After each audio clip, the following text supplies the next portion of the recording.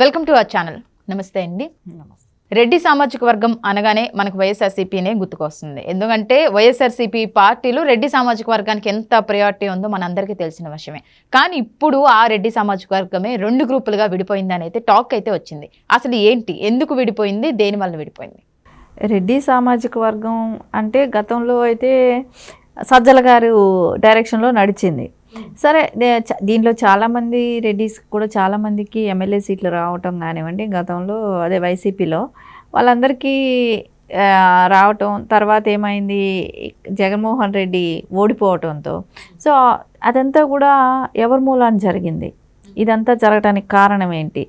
So Sajjala గారు ఏంటంటే అందరినీ జగన్మోహన్ రెడ్డి వరకు వెళ్ళటం కానివ్వండి, అవకాశాలు లేకుండా పోవటం, దాంతో జగన్మోహన్ రెడ్డికి ఆయన కూడా ఎవరిని కలవాలని అనుకోకపోవటమే కానివ్వండి, ఎమ్మెల్యే క్యాండిడేట్లు అక్కడి వరకు వెళ్ళలేకపోవటమే కానివ్వండి, దీంతో అంతటితో కూడా అక్కడ ఒక ప్రాబ్లం అనేది స్టార్ట్ అయింది. సరే, ఇప్పుడు ఓడిపోయిన వాళ్ళకి ఆబ్వియస్లీ ఉంటుంది ఓడిపోవటానికి ఇంతటికి కారణం ఎవరు. మనం ఈరోజు అంటే ఖర్చులు పెట్టుకొని ఉంటారు, అన్ని రకాల ఇది ఉంటుంది. సరే ఓడిపోయాం, సో దీని అంతటికి కారణం ఏంటని చూసినప్పుడు అయితే ఇక్కడ సజ్జల గారు అనేది కనబడుతుంది. యాంటీ సజ్జల గారు ఇంకో టీం కూడా స్టార్ట్ అయ్యే అవకాశం ఉంటుంది కదా. ఈసారి ఈ టీంని ఎవరు లీడ్ చేస్తారా, ఏం చేస్తారా అనేది కూడా పక్కన పెడితే ఇప్పుడు కొన్ని చోట్ల చూసాం. ఇప్పుడు రోజా గారికి సపోర్ట్ చేస్తూ ఆ నియోజకవర్గంలో కొంతమందిని సస్పెండ్ చేయడం జరిగింది జగన్మోహన్ రెడ్డి. సరే, అది చేసినప్పుడు దానికి వాళ్ళు ఎవరు, సస్పెండ్ చేయబడ్డ వాళ్ళు ఎవరు? పెద్దిరెడ్డి గారి అనుచరులు. అక్కడ ఏమైంది, ఒక జిల్లాలో 2 గ్రూపులు, రోజారెడ్డి, సో పెద్దిరెడ్డి గారు. సో ఇద్దరికి అక్కడ 2 గ్రూపులు అవ్వటమే కానివ్వండి. సో దానిలో ఒక గ్రూప్కి ఏమో సపోర్ట్ చేయటం అయింది జగన్మోహన్ రెడ్డి. సో వాళ్ళు ఏమంటే ఇప్పుడు ఎవరైతే ఈయన అనుచరులుగా పేరు పొంది సో ఈయన చెప్పినట్టు పెద్దిరెడ్డి గారు లాంటి చెప్పినట్టు వింటా వచ్చారో వాళ్ళని పక్కన పెట్టేయటం జరిగింది. సరే, ఇప్పుడు దీనిలో ఎవరి ఇన్వాల్వ్మెంట్ ఉంటుంది? సజ్జల గారు కూడా అంటే రోజా లాంటి వాళ్ళు కానీ వెళ్ళిపోతే అంటే పార్టీల నుంచి కామ్గా అయితే సో మాట్లాడే వాయిస్ ఉండదని, అంటే ఆవిడ నోటుకు వచ్చినట్టు మాట్లాడుతుంది కదా, అడ్డు అదుపు లేకుండా. సో అందుకని కావాలని అంటే ఆవిడ కూడా వెళ్ళిపోవడానికి ఎక్కడికి ఛాన్స్ లేదులే, ఎందుకంటే వేరే పార్టీలో ఎక్కడికి వెళ్ళే ఛాన్స్ లేదు. సరే, అలా ఇద్దరికి ఛాన్స్ లేదు. సో అట్లాంటప్పుడు ఇద్దరు కలిసిపడి ఉండాల్సిందే. సరే, అలాంటప్పుడు ఆవిడకి అక్కడ ఇంపార్టెంట్ దొరికేటప్పటికి ఇప్పుడు అక్కడ పెద్దిరెడ్డి గారు కొంచెం తగ్గి ఉంటుంది. సో అట్లాగే ప్రతి జిల్లాల్లో కూడా అలాంటివి ఉంటాయి. ఇప్పుడు అదేదో అంటారు, మంది ఎక్కువైతే మజ్జిగ పలసన అవుతుందని. అక్కడ ఏమంటే ఉండేదంతా రెడ్డి సామాజిక వర్గమే. సో వాళ్ళు పోట్లాడాల్సి వస్తే ఎవరితో పోట్లాడతారు? సో సేమ్ అదే వాళ్ళతోనే వస్తుంది ప్రాబ్లం కూడా. సరే, అక్కడ ఎక్కువ కమ్యూనిటీ కూడా వాళ్ళే ఉంటారు కాబట్టి ఖచ్చితంగా వాళ్ళకి ఇది ఉంటుంది. సరే, అక్కడ అందరూ ఆ కమ్యూనిటీలో చెడ్డాలని ఎవరు అనరు, వాళ్ళకి రాజకీయ పరంగా ఇది ఉంది, అన్నీ ఉన్నాయి. కానీ అక్కడ ఉన్నది ఎవరు? ఆ ప్రభుత్వంలో ఏ ప్రభుత్వంలో వాళ్ళు పనిచేశారు గతంలో అనేది ప్రజల్లో ఉంటుంది కదా. అవును.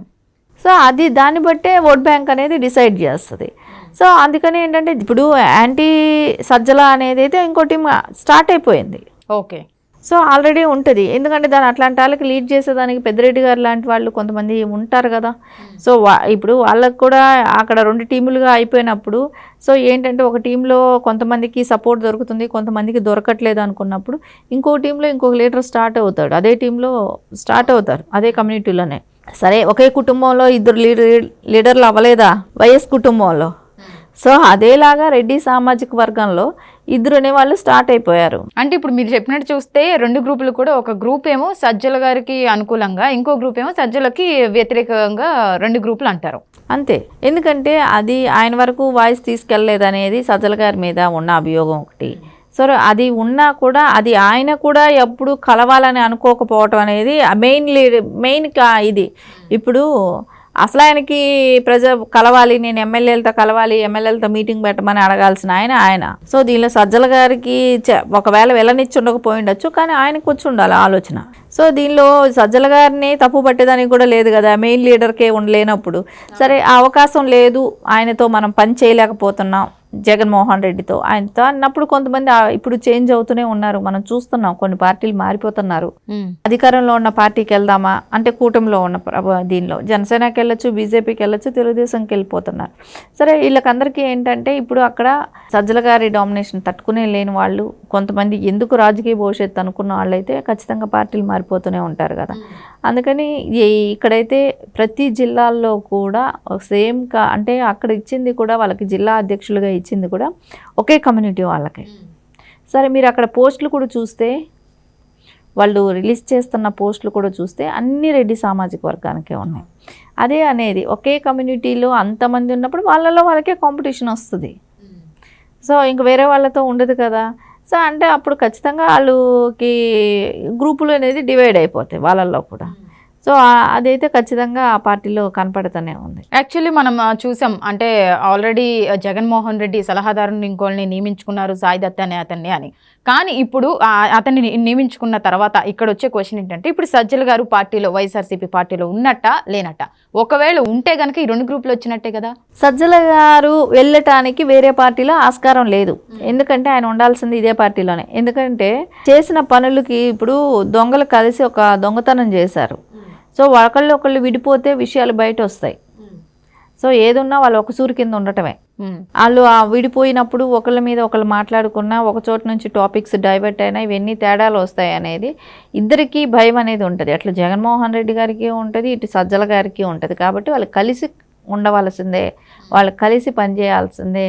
అంటే ఆయన పోస్టు తగ్గిపోవచ్చు కానీ అక్కడే ఉంటాడు. అంటే యాక్చువల్గా ఏంటంటే ఇప్పుడు వైఎస్ఆర్సీపీకి 11 సీట్లు వచ్చిన తర్వాత అసలు ఈ పార్టీ ఓడిపోవడానికి కారణం సజ్జల అని అనటం వల్ల, అందరూ కలిసి అనటం వల్ల ఆయన మొహం చూపించుకోవడానికి లేకుండా అయిపోయింది. అంటే మనం చూస్తూనే ఉన్నాం, అసలు ఈ మధ్య ఆయన బయటకు వచ్చిందే లేదు. కానీ ఇప్పుడు మళ్ళీ కూడా ఈ ఎవరైతే వ్యతిరేకంగా గ్రూప్ ఉన్నారో వాళ్ళు ఎంతసేపు కూడా ఇప్పుడు సజ్జల ఎక్కడ దొరుకుతారా, ఏ తప్పు దొరుకుతారా, ఎప్పుడు బురద చల్లుదామా, ఎప్పుడు పార్టీ నుంచి పంపించేద్దామా అనే వెయిట్ చేస్తూ ఉంటారు. మరి ఇప్పుడు ఈ క్షణంలో సజ్జల గారి పరిస్థితి ఏంటంటారు? ఇక సజ్జల గారి ఇప్పుడు పోస్టులు పోవచ్చు కానీ ఆయనకి అక్కడే ఉండాల్సిన అవసరం ఉంటుంది. దాన్ని వదిలి వెళ్ళే అవకాశం ఉండదు. అదే దీనిలో ఉండాలి, అక్కడే ఉండాలి. ఆయన అక్కడ ఉంటేనే ఆయనకైనా మనుగడ ఉంటుంది. సో ఇప్పుడు ఆయన ఏ పార్టీ తీసుకుంటుంది? ఏం తీసుకునే అవకాశమే లేదు. ఏ పార్టీలో చేరనివ్వరు. ఎందుకంటే ఈవెన్ షర్మిలా గారు లాంటి వాళ్ళను కూడా మాట్లాడాడు. అవును. సో ఆయన ఇప్పుడు సేమ్ ఇక్కడ కొంతమంది క్యాండిడేట్ల విషయం ఏంటంటే, నోరు పెట్టుకొని మాట్లాడిన వాళ్ళందరూ కూడా అక్కడే స్టిక్ ఆన్ అయిపోవాల్సిందే. ఆ పరిస్థితులకు వచ్చింది ఆ పార్టీలో ఉన్న వాళ్ళకి. ఎందుకంటే వాళ్ళు వచ్చి వేరే పార్టీకి వెళ్తే అక్కడ అవకాశాలు ఉండవు. అంటే షర్మిల గారిని తిట్టారు, అందుకని ఆ పార్టీలోకి వెళ్ళాడు. బీజేపీని మాట్లాడారు, జనసేనని మాట్లాడారు. సో ఇంకా వాళ్ళకి వేరే చోట మనగడు ఉండదు కదా. ఇంకా వాళ్ళకి తప్పదు, కలిసి ఉండటమే, వాళ్ళతోనే ఉండటమే జరుగుతుంది. సో ఈ 2 గ్రూపులు ఏంటంటే, ఇప్పుడు విడిపోయిన ఈ 2 గ్రూపులు కూడా జగన్మోహన్ రెడ్డి గారిని ఎవరు ఏమనట్లేదు. కానీ ఇప్పుడు జగన్మోహన్ రెడ్డి గారు వీళ్ళిద్దరిలో ఎవరిని సపోర్ట్ చేసే అవకాశం ఉందంటారు? అంటే ఇందాక మీరు అన్నారు, ఒక జిల్లాలో రోజాకి అనుకూలంగా ఒక గ్రూపు, ఇంకోటి యాంటీగా ఇంకో గ్రూపు, దాంట్లో ఒక గ్రూప్కి జగన్మోహన్ రెడ్డి గారు సపోర్ట్ చేశారు అని. సో ఇప్పుడు ఈ 2 గ్రూపుల్లో జగన్మోహన్ రెడ్డి గారు ఏ గ్రూప్కి సపోర్ట్ చేసే అవకాశం ఉందంటారు? ఇప్పుడు ఏంటంటే ఏ గ్రూప్కి సపోర్ట్ చేస్తే ఇంకొక గ్రూప్ అనేదే ఉండదు. అక్కడ మీకు ఒకటే అర్థం అవుతుంది, వాళ్ళిద్దరినీ సపోర్ట్ చేస్తున్నట్టే. ఇద్దరితో ఆయనకి పని. ఇప్పుడు సజ్జల గారిని వ్యతిరేకించే ధైర్యం కూడా చేయలేరు జగన్మోహన్ రెడ్డి. ఓకే.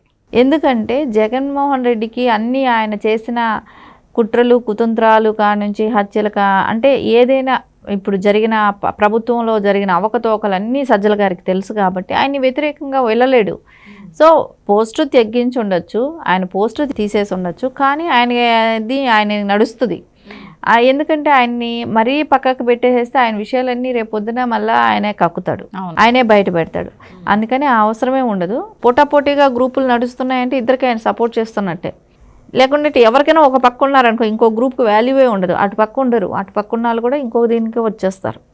సో వాళ్ళిద్దరినీ ఆయన మెయింటైన్ చేస్తున్నాడు. సో ఇద్దరిని మెయింటైన్ చేసినప్పుడు ఒక గ్రూప్ ఎక్కువ ఒక గ్రూప్ తక్కువ అనేది ఏమీ ఉండదు. ఇద్దరిని మెయింటైన్ చేస్తాడు. ఎవరు ఆధిపత్యం కోసం వాళ్ళు ఫైట్ చేస్తూనే ఉంటారు. అది జరుగుతూనే ఉంటుంది. ఓకే. మరి చివరిగా ఆఖరిగా అయితే పార్టీ పరిస్థితి అసలు ఏంటంటారు? అంటే ఇప్పుడు రెడ్డి సామాజిక వర్గంలోనే 2 గ్రూపులు అంటే ఇంకా ఇలా ముందు ఇంక ఇలాంటివి ఎన్ని జరిగే అవకాశం ఉందంటారు? అంటే రెడ్డి సామాజిక వర్గంలోనంటే వాళ్ళు ఏంటంటే అక్కడ ఆధిపత్యం వాళ్ళకే ఇస్తున్నారు. ఇచ్చేటప్పుడు ఇప్పుడు ఇంకా బీసీలు అనేది వాళ్ళకి లేరు.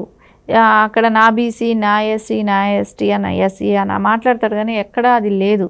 అది ఆయన ఎవరిని మాట్లాడినా ఏం చేసినా అక్కడ కమ్యూనిటీ పరంగా తీసుకుంటే వాళ్ళకి అవకాశాలు ఇస్తారు ఆ కమ్యూనిటీకి.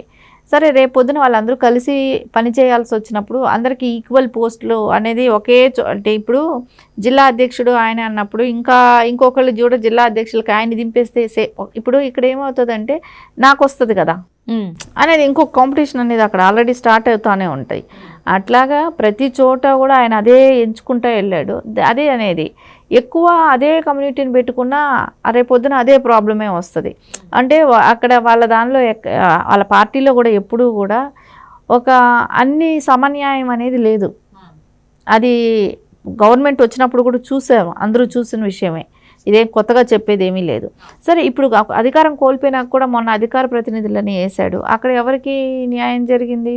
ఏ కమ్యూనిటీ ఉంది ఎక్కువ అని చూసినప్పుడు అంతా ఆయనకి కావాల్సినట్టే వేసుకున్నాడు. అట్లాగా ఇప్పుడు వాళ్ళకే కాంపిటీషన్ ఉంటుంది. సో దాని మూలన మళ్ళీ వాళ్ళకే ప్రాబ్లమ్స్ కదా. సో అందుమూలన అది ఆయన ఏది చేసినా ఒకందుకు అది మంచిదని ఆయన అనుకుంటే అది ఇంకొకందుకు అది చెడ్డది అవుతుంది కూడా. సో అది ఆయనకే అర్థం అవుతుంది. కానీ ఏదేమైనా ఇప్పటికప్పుడు భవిష్యత్తు ఏమీ లేదు కాబట్టి దానికి ఆ పార్టీ గురించి ఆలోచన అంటే ఏదో ఒకటి హైలైట్ అవ్వాలంటే వాళ్ళు కొట్టుకుంటేనే హైలైట్ అవుతారన్నట్టే ఉంది ఇప్పుడు పరిస్థితి. అంతే, అంతకుమించి ఇంకేమీ లేదు ఆడ. ఓకే, థ్యాంక్ యూ అండి.